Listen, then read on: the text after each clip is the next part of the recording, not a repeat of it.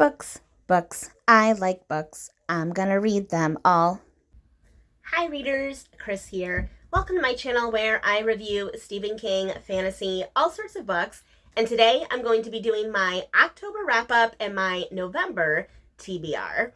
As usual, October was a wild month, just because I was so busy, mostly with work. It's just a really busy time at my job right now, and I don't have a lot of time for extracurricular activities right now, but that's okay because I did manage to finish all 6 books that I had picked out for October. A lot of these books were to take place in the Spooky, Scary Skeletons readathon that was hosted by Nicole over at Nicole's Bookish Nook.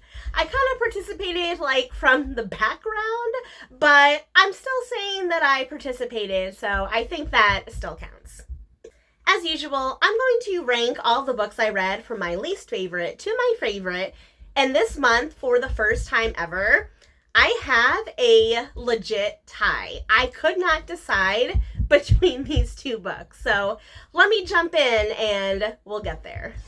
So let me just say right off the bat that I don't think I had any stinkers. I didn't read any of these books and go, oh my God, I didn't like that. But there's definitely some that I liked better than others. So for that reason, my 6th favorite book of the month is Duma by Stephen King. So this book is about a guy, his name is Edgar, and Edgar used to be this typical blue collar type guy, but then he got hurt in a construction accident and he loses one of his arms. So as he goes through this whole recovery process, he decides that he's angry at the world, he's suffering with all these things. So he goes out to Florida to this kind of remote, it's not an island, it's a key, Duma key, to this house where he can recover, not physically, but mentally. And while he's there, he starts to notice that Duma key and the house he's living in, there's something going on there. He discovers this hidden talent for painting. He becomes an artist, but then his painting, he realizes it starts to lead to things happening in the real world. That's all I'm going to say about it. Like most King books, I think, this is a very deep exploration of what this one guy went through, physically, mentally, emotionally, trying to overcome this very traumatic experience that he had. He lost his arm, it ruined his relationship with his wife, it's put strain on his relationship with his daughters. If you're someone that likes a deep character exploration, I think that's what you get here. Now, when it comes to the action and that type of stuff, that is a very, very, very slow burn.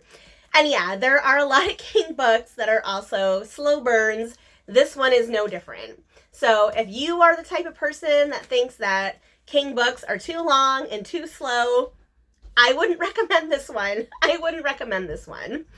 But I am someone that does like character work and does like character studies. So I did like that aspect of this one. Do I still think that it was too slow? Yes. Do I think it was not as exciting enough? Yes. I just in the main character himself, Edgar, I couldn't connect with him fully like I have with some of King's other characters. So at the end of the day, I didn't hate this one, but I definitely didn't love it. It was just kind of meh for me. My 5th favorite book of the month is going to be Gideon the Ninth by Tamsyn Muir. I was inspired to read this book by Kirsten over at Reading Nymph. She's read this book earlier this year, and I thought it sounded really great. So I picked this up, and I thought right away that there were a lot of things about this book that I liked. First of all, the whole setup and the whole world building where you've got these 9 different planets, and each planet has a necromancer, right? And then each necromancer has a cavalier, someone that fights for them. So Gideon is the cavalier of the 9th house. I love this whole necromancer in space setup. I loved all of that. And I really loved Gideon as a character because this book has something that I feel like a lot of other books are missing, and that is humor. There is a humor element in this. Gideon is very humorous. She has great one-liners. I loved all of that stuff. The only thing that really kept me from like truly loving this book is just, I don't know how to explain it, but there was something about the actual writing, I think, that I just couldn't quite connect with. I love the story, I love the characters, I love the world, but I feel like the writing was just a bit too like flowery for me. So there were times like reading this book where I'd read a whole chapter and I'd be like, what actually happened? I'm not quite sure. And then again, this is another one that is a slow burn. So Gideon and her necromancer travel with all the other necromancers to like, you know, the prime planet, and they basically end up at this like gothic space castle where they're supposed to like compete in these puzzles and trials so that one of the necromancers can become a lector, which is like the highest position that you can be in this empire. But as like the trials go on and as they explore this like castle, people start dying, there's mysteries, like no one really knows what's going on, there's politics, there's backstabbing. Again, I love all of that stuff. It was just the writing of this one that I thought was a little strange and I couldn't quite connect to. So yeah, I still really enjoyed this one. It's just that I read so many good books this month that there are others that I like more. So that brings me to 4th and 3rd place. And here's where I had such a hard time trying to decide which one of these books I liked more that I'm calling it a tie. I have never had a tie before. So the first time ever, I am saying that there is no book in 4th place. Both of these books are tied for 3rd place, and those books are The Blackbird Oracle by Deborah Harkness and King of Scars by Leigh Bardugo. Both of these books are like part of a series. The Blackbird Oracle is part of Deborah Harkness's All Souls trilogy.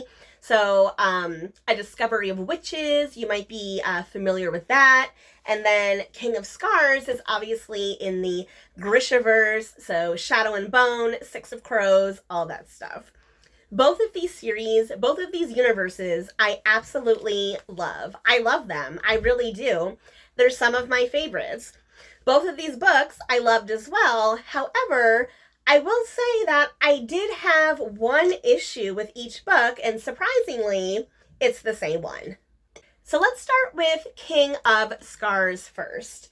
Here's the thing about King of Scars. Before you read this book, you need to have read the entire Shadow and Bone trilogy and the Six of Crows duology.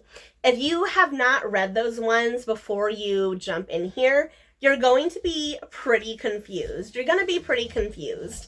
Not with all of it, but there are certain things that like you're just not going to notice. So that's a problem, first of all. Second of all, as I was reading this one and reading along about what was happening, it felt like I did not know where the story was going. So basically, if you're familiar at all with the Grishaverse, all of Leigh Bardugo's Grishaverse books follow multiple characters. So we have Nikolai, who is from the Shadow and Bone trilogy. I absolutely loved him. And he is basically this like, he used to be or present himself as a privateer, and now he's like the king of Ravka, but because of the events of Shadow and Bone, Ravka is a country that is really struggling. They've been torn apart by magic, and now they're very weak, so they have neighbors on either side that can like easily come in and kind of destroy them. We also have a character, Nina, and Nina was from Six of Crows. Nina had a very traumatic storyline in Six of Crows, so now she's dealing with the aftermath, and she is in a foreign country. She's all on her own, but she's trying to like continue the mission that she had in Six of Crows. So that's why I'm saying, like, if you haven't read those books, you're not going to understand what's going on. So Nina's storyline, Nikolai's storyline, and the others that are kind of with him are very separate throughout this book. They're two completely separate storylines. And that's where I was like, where are these going? Are they going to connect? Like, what's the ultimate, like, what's the end goal here? And you really don't find out until the very end, like, where it's going. I like to know where a story is going, and you don't find out until the end. But I love this world, and I love these characters so much that, like, yeah, that annoyed me, but I still loved it overall. And then a similar thing happens in the Blackbird Oracle. Again, I love this world so much. It's a world of witches and vampires and demons, and I have loved all of Deborah Harkness's books. But here's the thing you may not know. After she wrote the original trilogy, the All Souls trilogy, she actually released a fourth book called Time's Covenant. And if you have not read all four of those books, the original trilogy plus Time's Covenant, you're not going to know everything that's going on in here. And I feel like that should be clear somewhere, somehow, but it's really not. It's really not. I still think you can read this one and get like the basic gist of it. But again, you need to have read those four books if you want to get everything out of it. So this features around our main character, Diana. She's a witch. She's been the main character through the whole series, and she is married to a vampire, Matthew. By the time this book happens, they have 2 kids, and these 2 kids they have mixed blood, right? They're part witch, they're part vampire. But yet, even with that, this book is really about Diana. I thought Diana had like gone everywhere her character possibly could have gone in the previous 4 books. And this book introduces something new. It introduced a lot of new concepts, especially around witches and how magic works and historical, like history. And while I like all of that stuff, part of me, again, was like, where is this going? Where is this going? Because the stakes feel very small. It's just a story about Diana, where all the previous books have been very large, right? They involve the whole creation of the whole world of characters. Like, this story felt very small, and I'm like, where is this going? Why do I care that Diana has spent 30 chapters at this random farm in Massachusetts learning magic? Again, it's not until the very end of the book that things really start to pick up, and you're like, oh, okay, that's where it's going. So you can see I have the same problem with this book that I had with King of Scars. I love these worlds. I love these characters. I love their stories. I had no idea where either of these books were going until the very end. So for those reasons, it was really hard, and I couldn't pick one over the other because I literally have the exact same feelings about both of them. And that's never happened before, but here we go. This is my first tie. So that brings me to number 2 and number 1. Number 2, number 1. Both of these books really stood out to me this month, and I think they both have a very good chance on being on my top 10 for the year. So my second favorite book of the month is going to be A Sorceress Comes to Call by T. Kingfisher. This is the 3rd T. Kingfisher book that I've read, and I know it won't be my last because they have become one of my absolute favorite authors. I loved Nettle and Bone, I loved The Twisted Ones, and I absolutely loved A Sorceress Comes to Call. So this book opens with this young girl. Her name is Cordelia, and her mother is a sorceress. But not just any sorceress. Her mother is an evil sorceress. Like, her mother is straight up evil, and she has a plan. She has a plan to marry this wealthy squire so she can get all this money and hopefully marry Cordelia off to a wealthy family. Like, she's all about the wealth and the power, and in order to succeed in that, she does this thing to Cordelia where she makes her obedient, where she basically takes over her body and like forces Cordelia to do stuff against her will and say things, and Cordelia cannot control it. Like, just think for a minute how truly terrifying that might be. So Cordelia and her mom show up at this house, the house of the squire, and Cordelia's mother, the sorceress, is trying to ingratiate herself to the squire. She can't force the squire to fall in love with her, but obviously she can influence a lot of things around her to ensure that that happens. But the one thing that Mama Sorceress wasn't counting on is that the squire has an older sister, Hester. So Hester is probably one of my all-time favorite characters. So Hester is, for all intents and purposes, an older woman. She is an older woman. She's an older character, and she can tell right away that this sorceress, who's going by the name Evangeline, she can tell right away that there is something wrong with Evangeline. She actually calls her Doom. Throughout the book, she calls her Doom.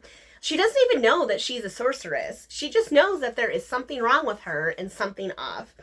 So the more time that Cordelia and Hester start to spend together, the more they get to know each other, the more they get to trust each other, and the more they start to realize that, like, they really need to take Evangeline down.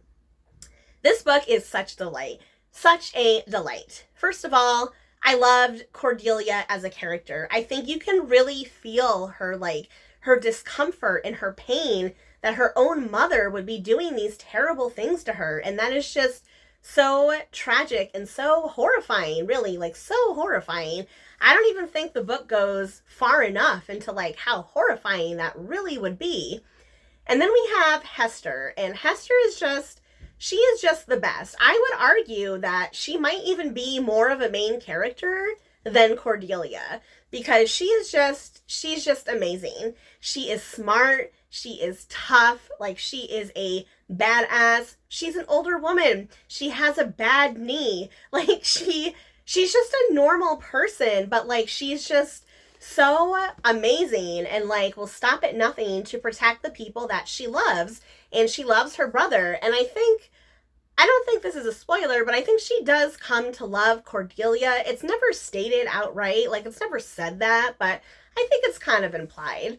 And I just love how Kingfisher, like, made this older woman a main character in the story. I think that's amazing, because at, over 40 now, I'm becoming an older woman, and I want to see more older women in fantasy stories kicking ass like Hester.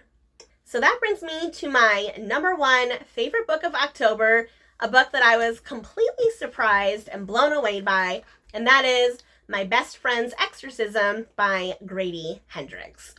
Grady Hendrix is a new author to me, and I actually thought that Grady Hendrix was a woman, but apparently, no, he's a dude, so my bad.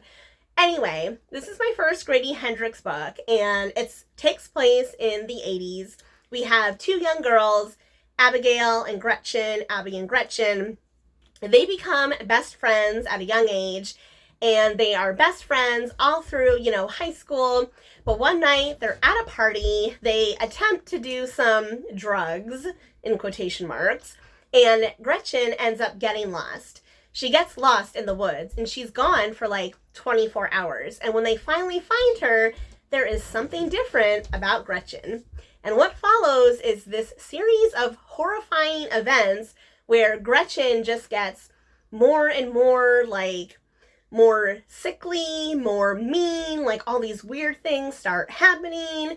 And I think one of the things that is, like, horrifying in this book, especially through the first half, is, like, there's nothing, like, gory or scary that happens. The horrifying thing is that Abby knows that there is something wrong with her friend. She knows, my best friend, my sister, like, there is something wrong with her, and no one will listen to her.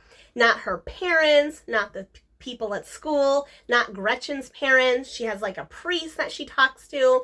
No one will believe Abby, like, and I just cannot think, like, God, that is so horrifying when you know something is wrong and you know that something bad happened to someone you love, and, like, no one will believe you. That is truly horrifying. Oh my God. But yes, in the second half of the book, there are some like legit horror elements that come up. There is a little bit of like grossness. There is a little bit of gore. But honestly, I feel like that stuff is minor compared to the actual horror of like no one believing you. I can't explain it until you read it. The other thing that I really love about this book is just Abby and Gretchen's relationship. Seeing their relationship, the way it started and the way that it ends, the way it changes, the way it grows, it just reminds me of my own friendships with my own best friends. So I have to say that by the end of this book, I actually felt myself getting emotional, which was not something that I expected. I did not expect to be emotional reading a horror book, but that is what happened to me because I just feel like their friendship was just so beautiful and it reminds me of my best friends. So yeah, the end of the book did get me in the feels. So that is why this one is number 1 over A Sorceress Comes to Call. And I meant to mention this at the beginning, but I forgot. But I was actually inspired to read this book by my friend E.D. Lewis. You were totally right about your review of this book. It was so good, and I am so glad that I read it. Whew. Okay, that is everything I read in October. So now I am quickly going to go through my November TBR. And my November TBR is going to be a little bit smaller than normal because I do have a trip coming up in November. I'm going to be going to Las Vegas the second week of November. I'm going to be gone for an entire week. So yeah, I didn't want to put too many books on my TBR. Otherwise, I'm not going to be able to finish them. First up, I have my reader recommendation of the month. And I'm going to be reading the Nomad's Crucible by Chaz McGarry, aka Bookish Chaz. If you saw my community post, you will know I actually beta read Chaz's book. It was a while ago now. I can't even remember. So I'm really curious to see how much has changed since the first time I read it. Although, Chaz, I'm going to be honest, because it's been so long, I probably don't even remember that much, but that's okay. I'm still excited to read it anyway. Not only did Chaz send me, this complimentary copy for being a beta reader, but I did want to mention he actually wrote a really sweet note to me that I'm not going to read out loud because I'm a wuss and it'll probably make me cry. But Chaz, thank you so much. Can't wait to read this one through November. Next up, I'm continuing my Stephen King journey, of course, with his next published book, Just After Sunset. Now, this is actually a short story collection, and I'm going to be honest, I kind of struggle with King's short story collections. I haven't been the biggest fan of them, not since Night Shift, which was the first one. So I'm a little not excited about this one, but maybe it'll turn out okay. Next up, I have my adult fantasy, and because I'm going on a trip, you know what that means, or maybe you don't if you're new here, but every time I go on a trip, my adult fantasy is always a supernatural, steamy romance. So this time I have Upon a Midnight Clear by Sherrilyn Kenyon. I feel like this is the 11th, 12th book in her Dark Hunter series, and luckily it's quite short. It's actually under 300 pages, so I am super excited to read this on the plane, super excited to read this in Vegas, and who knows, maybe I'll finish it before I come back.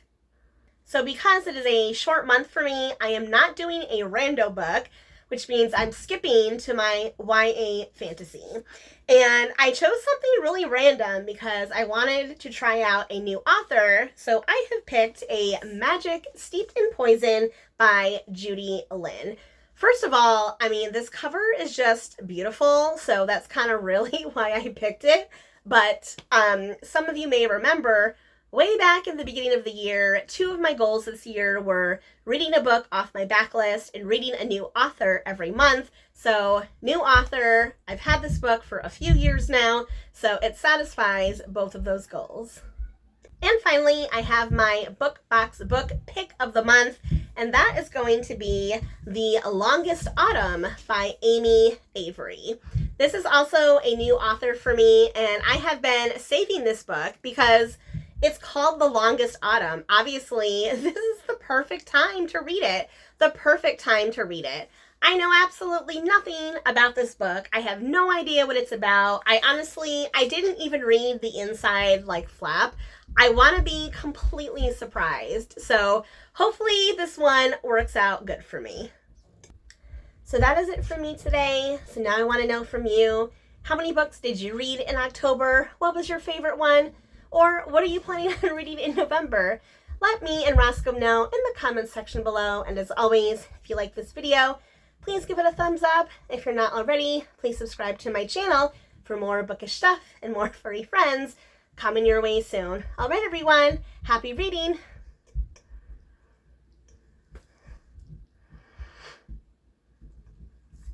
And don't forget to hug your pets today, because pets are important and we love them. Huh, baby? I love you.